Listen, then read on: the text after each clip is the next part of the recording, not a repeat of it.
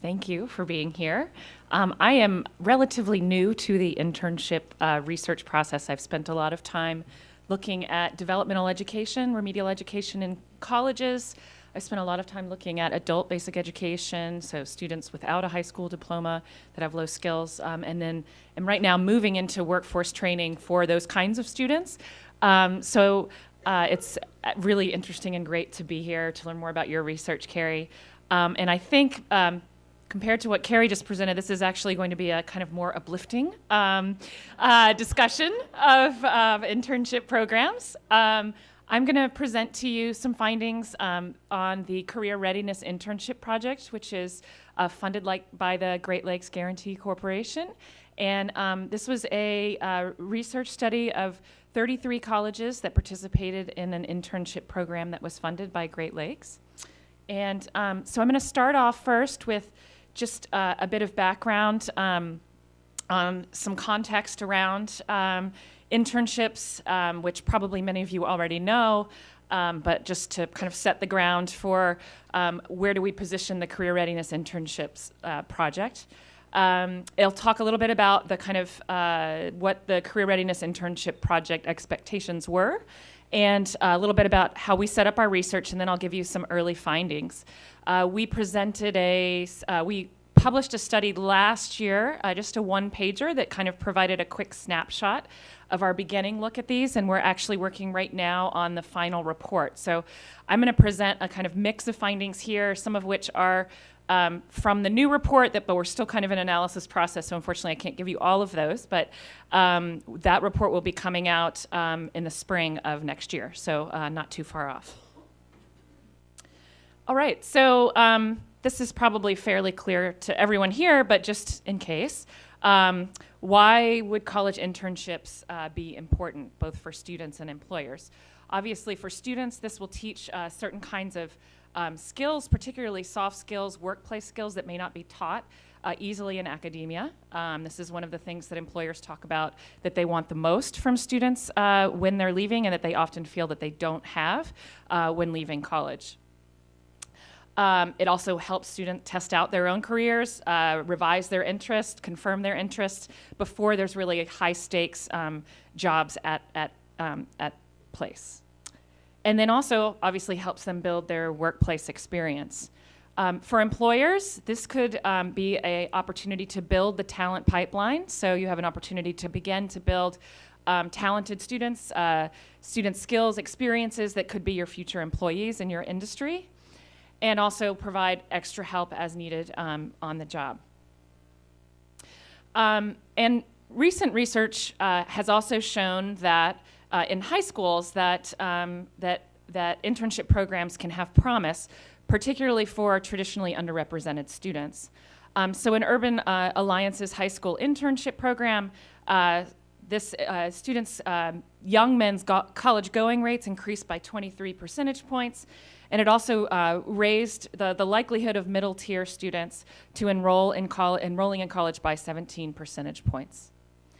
Similarly, a study that MDRC did of high school career academies, we showed large positive gains on students' labor market outcomes.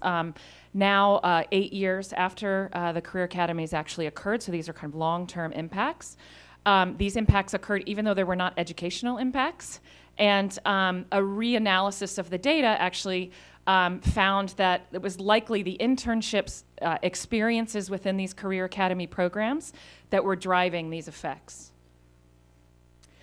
So though there's good research, there's good reason to have internship programs, there are some challenges, which I'm sure many are familiar with, and Carrie certainly introduced us to some of the clear challenges in her studies. So one, there's a lack of consistent standards. So there's been a recent publication around gold standards in high school internships. There's been less around college internships. So obviously the quality can vary.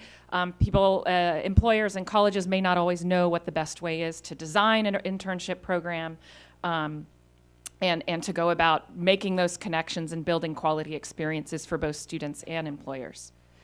I think there's also a tension between the employer and the student needs. So as Carrie kind of referenced, and earlier today the dean referenced, some jobs, some internships can be just folding papers, sending out mailings, sending out mass emails.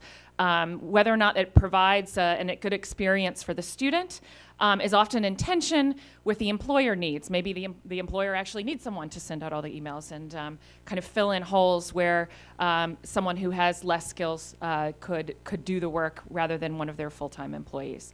So there's this tension between whether or not this is occurring, whether or not the quality is happening for both employers and for students.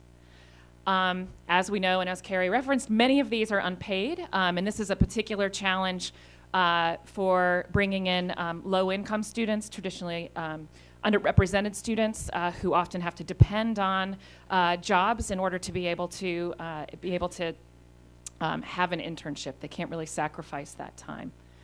And then finally, the big challenge around these is scaling and sustainability. So can you keep the program going over time, particularly if it's providing payment and wages for students? And then is it possible to scale to reach more students? So from the this high school gold standards research that I referenced earlier, they set out a number of priorities for what internships should look like, and this was around the high school system. So for students, they should offer real relevant work experience. They should be tied to their career interests. They should incorporate structured time for reflection, provide wages, and offer a number of other kinds of supports. So potentially transportation funding, other kinds of things that students might need in order to be able to attend the internships.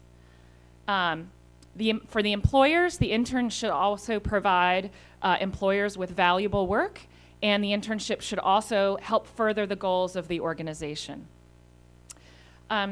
So now I'm going to talk a little bit about the Great Lakes Career Readiness Internship Program and really where it fits in with kind of meeting those kind of criteria, or at least at the outset, what was hoped for in the program.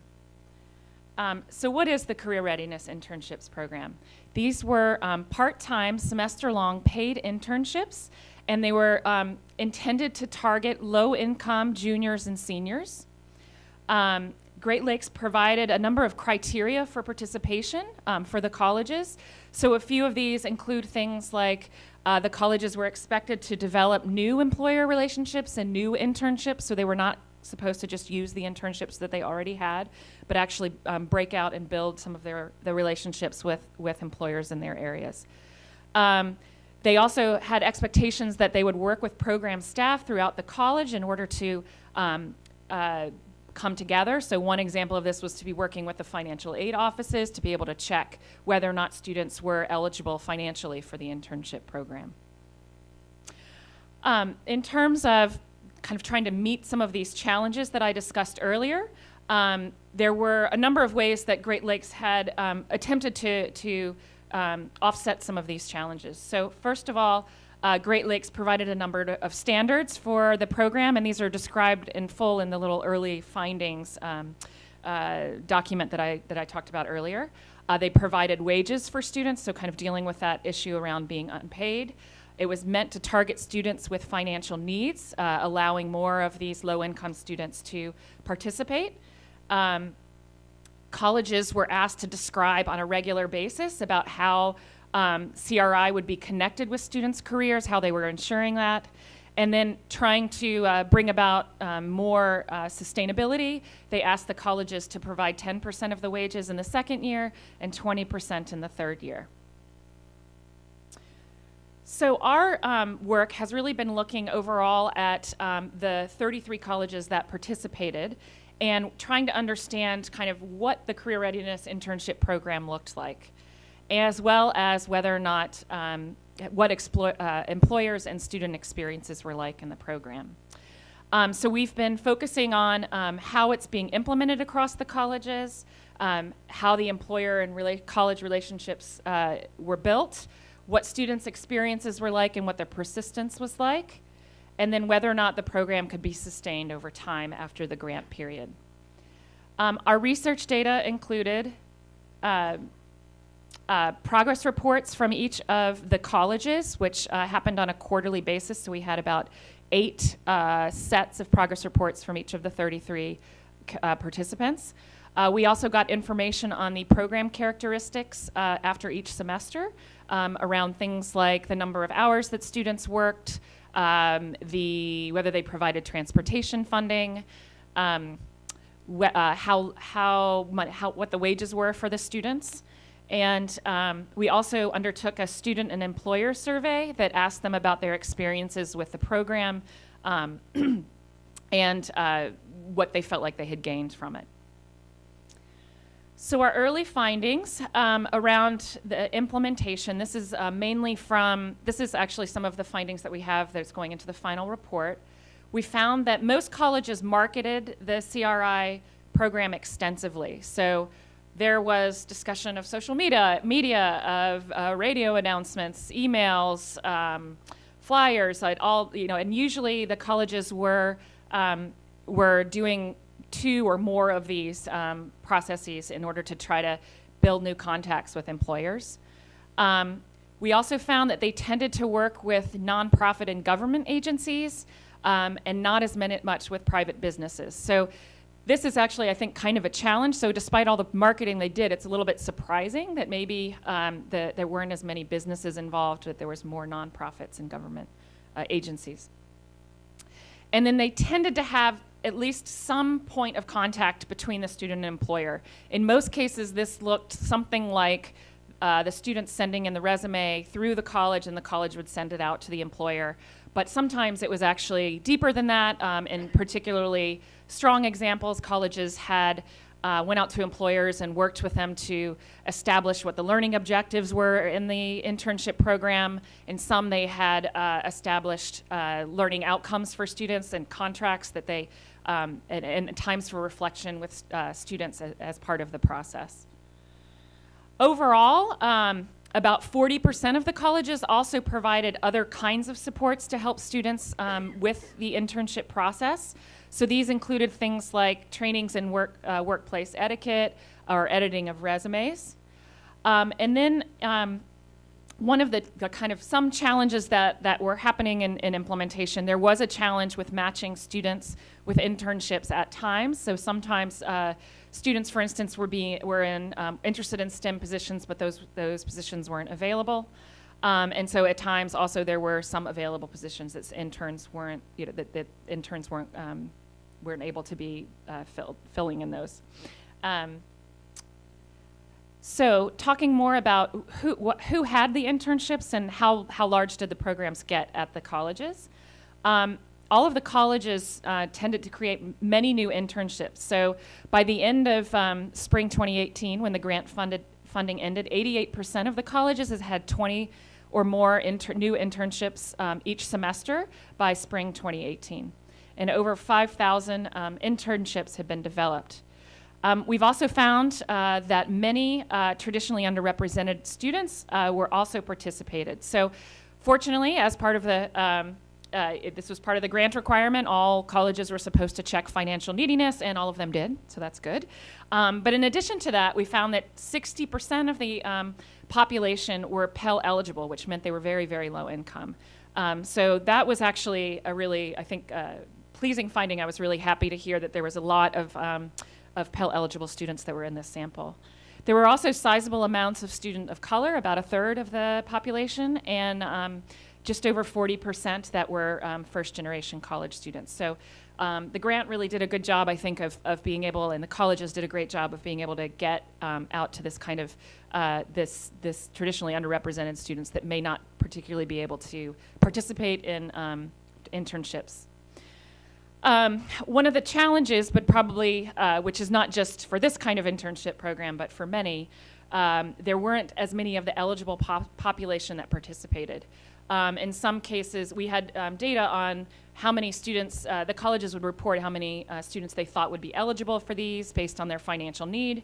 And generally, the process was that students either didn't apply for the programs, or if they did apply, they didn't make it kind of through the next round of admissions. So This was a bit of a challenge in kind of thinking about scale, but again, this is not a challenge that I don't think that any other internship program doesn't face as well.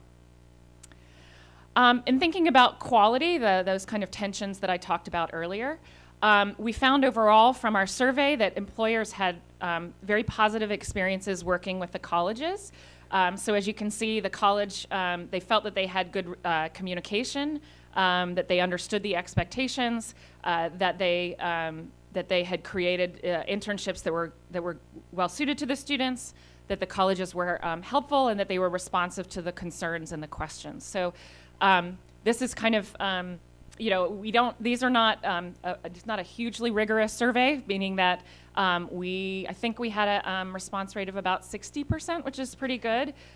Usually at MDRC we have pretty high standards for that. We usually want about 80%. So these are pretty good response rates. But again, there might be some out there that didn't actually respond. They also had reported positive experiences with their interns. And this we kind of gather through whether or not they would hire their former interns, and then whether or not they would host additional interns in the future. Turning to students' perspectives, we asked on a scale of 1 to 5 whether or not they felt they had seen a change in their professional skills.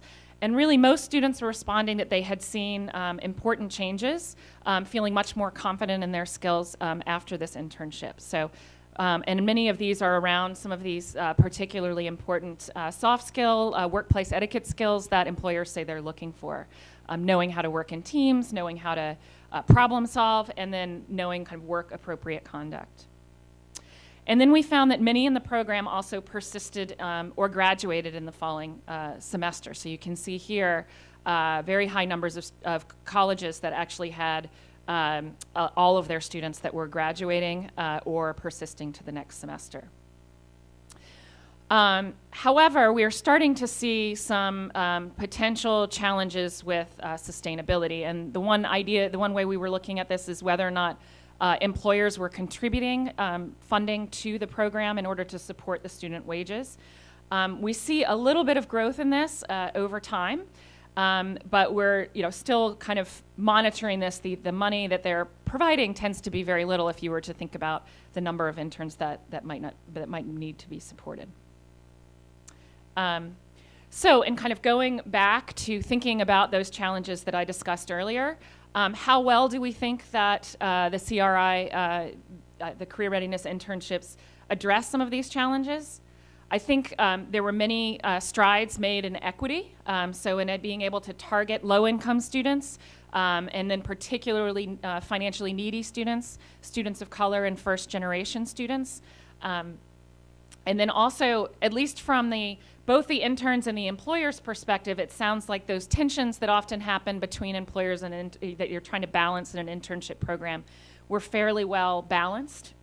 Both interns and employers signaled that they had quality experiences. The students felt like they had learned many skills. So this kind of could also be a signal that there's meaningful work happening on both sides. And then there was successful scaling of the program during the grant period, as you saw earlier. Some of the challenges, I think, again, like I mentioned earlier, tapping all of the eligible students is there ways to be able to find all the students that could be eligible and bring more in? Bringing in businesses and matching interns and employers together would be another potential challenge to address if this were being done in another sector. And this is in particular, I think, maybe thinking about different kinds of marketing or different ways to reach businesses, given how much colleges already did to market the program. And then whether or not the program is going to be scaling or sustained after the grant ends. We're at the point now of analyzing the final set of progress reports that just came this summer, and it sounds like about 50% of the colleges are not continuing the program, and then in those that are, might be transitioning these to unpaid internships or broadening the target group. So this means that potentially the kind of strides that were made in equity and helping students be able to, lower income students, students of color, students that might need the internships and might not be able to participate might not continue as much. So our final report's going to be published this spring, And so we'll have more in-depth examinations of these findings that I had here for you. And we'll also be looking at persistence in graduation trends through the spring of 2018. And then consider the strides, as I've started to mention here, and what might be some recommendations and thoughts for strengthening a program like this in the future. So that's it. At the school that I'm at, 60% of our students are Pell Grant recipients. And we had a Great Lakes grant.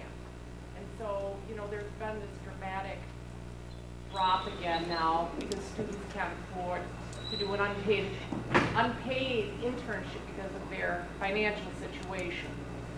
So, you know, the big question is, in my mind, is, you know, we all know grants are temporary. How do we find sustainable funds to be able to give underrepresented students and students that are poor a chance to work? Thank you. Either of you want to field that? I guess project your voice. We don't have a microphone up there. Yeah, I mean, I think it's just a real challenge. I mean, this is part of what is happening in the field. I think maybe if there's ways in terms of bringing in more businesses or finding ways to sustain it through other kinds of financial means. I agree with you. It's heartbreaking, and so I don't know. I don't have, unfortunately, the best solution to that. I don't know. Carrie, you have other thoughts?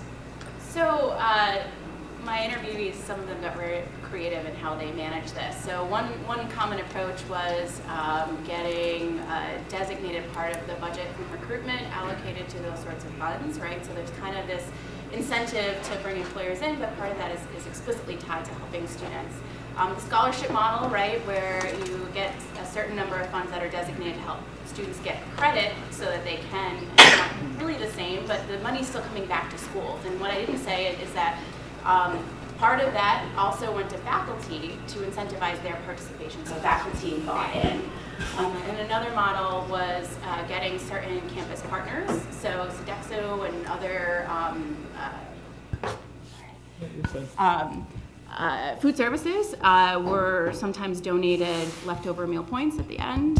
So it was a matter of approaching those partners one-on-one to see if they would be willing to put some money in. So.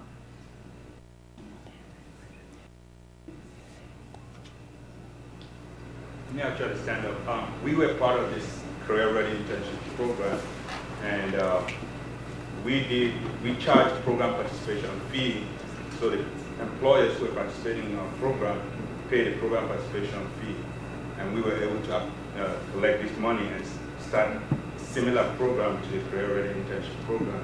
And the university also matched the funding that we had, so we got $81,000 for 3 years of the grant, and the university decided to add more money after the program. So we are currently running a similar program based on the criteria of the Career Ready Internship program.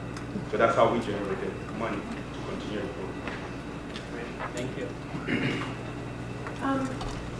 It's a little confusing.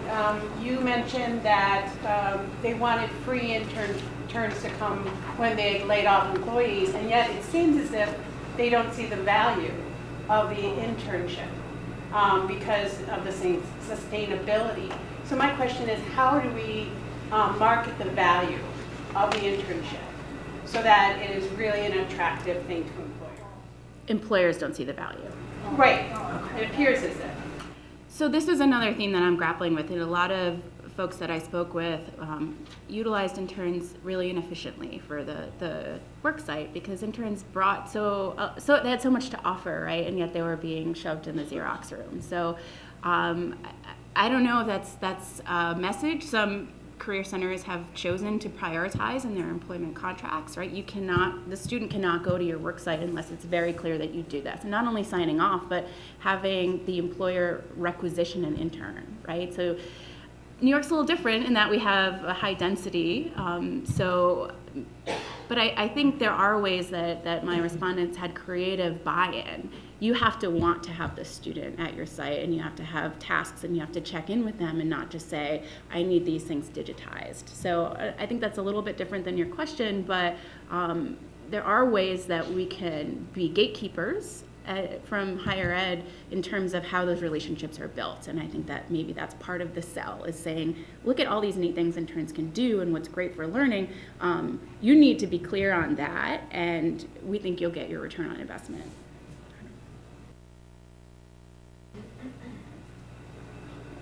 Yeah, this is, I guess, more a general question, but did either of you hear or did you discover any, I'll use the word appetite, for government policy, government entities to be involved in the internship process in your research?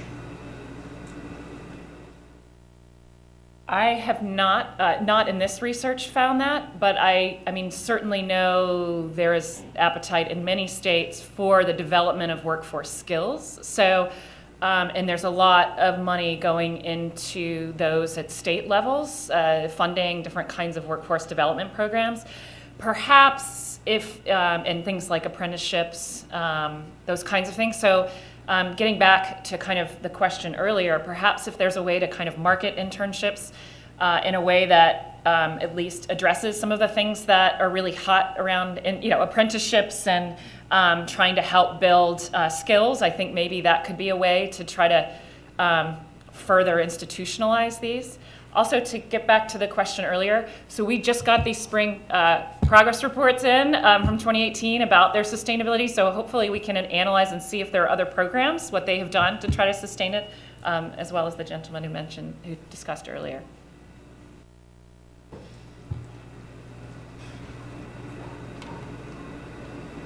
I would be curious, your slide that you had that showed the number of internships and how much that has increased in the last several years. If you looked at Bernie Less and looked at the level of entry-level jobs posted, because I feel like it's just taken that place. And now job postings, when our students are coming out, are seeing job postings that are requiring 1 to 3 years of experience. There is no entry-level job anymore, it seems. That's a great question. The data are very expensive. So to buy what I wanted was around $25,000. And so a team of research assistants and family members helped me get access to collecting the data from them, because they'll give you access to the portal. And so we have the data, but it's been much slower to see what it says. And we also downloaded the non-internship postings. So I hopefully will be able to compare those and also do that by industry, but I'm not there yet. It's a great point. I just want to follow up on a previous question about the relationship of employers and finding meaningful work for interns. And I wonder if having a better relationship with the employers to help them develop the meaningful tasks for the interns, if that wouldn't provide more value, and that the employer would find that that is more valuable, that they would get some kind of return on that investment in having an intern. So I'm just wondering how we can better connect with the employers and develop that relationship in a better way. Well, I'll jump in before you answer and say that we have a panel this afternoon with employers who will, I think, be touching upon some of these issues, and also some career services professionals who have grappled with this employer-institution relationship. So I think throughout the day we're going to hear a lot about this tricky challenge. But, yeah, something else? I just wanted to add that the technical college system has a strength in that, because every degree program that we have has an advisory board. So we gather, maybe 6 or 8 employers from within our district to come to the table, and they come once in the spring semester and once in the fall semester with a couple faculty, with the dean of that area, to talk about their needs, talk about what they wish for, talk about what they see the future looking like, which really then feeds into the program development curriculum changes, internship ideas, all that good stuff, and it does definitely help. Carlos Vera with Parentrance. I have a question for you, Dr. Elizabeth. In your research, were colleges tracking, like when they said, we've helped place 80 students with 80 organizations, like breaking them between like nonprofits and like the private sector? Was there any like differentiation or just 80 employers?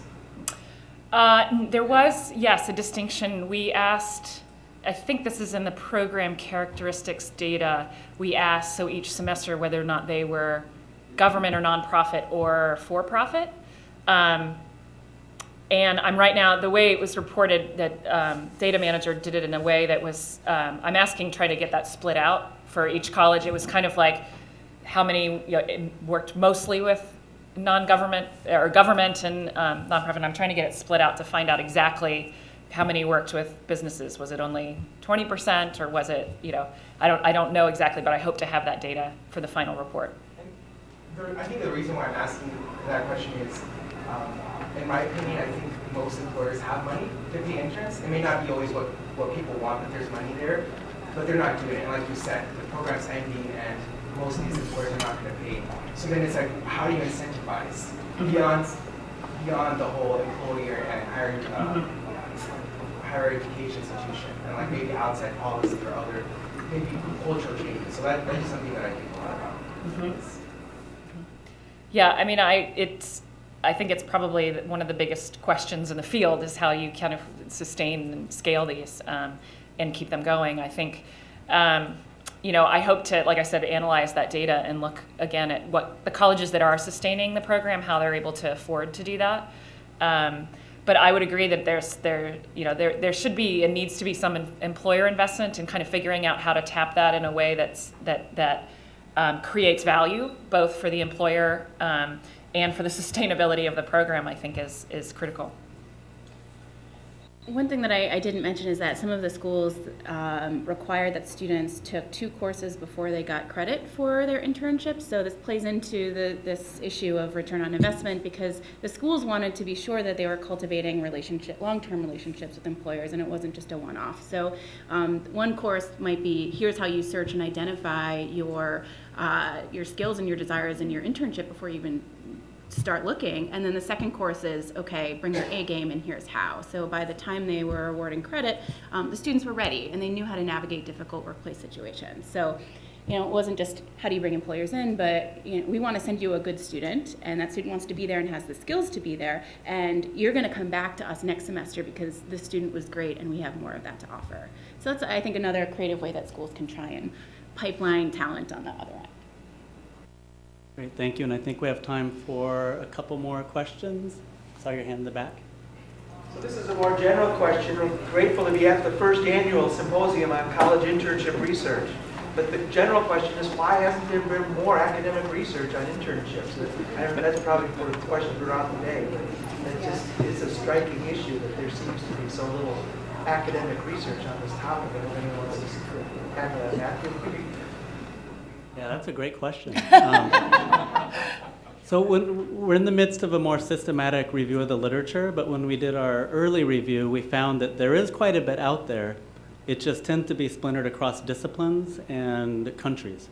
And so you may have like a European Journal of Sociology of Work publishing on internships. And that literature is not speaking to US-based economics research on internships. So it's out there, it just tends to not be coherent within a single discipline or country. I hope that's changing though, we'll see. And then last question, right? You mentioned getting credit for internships a lot in your presentation, and I was wondering if you found any sort of correlation or causation between when students were getting credit through the department for internships and participation rates of total enrollment in the department.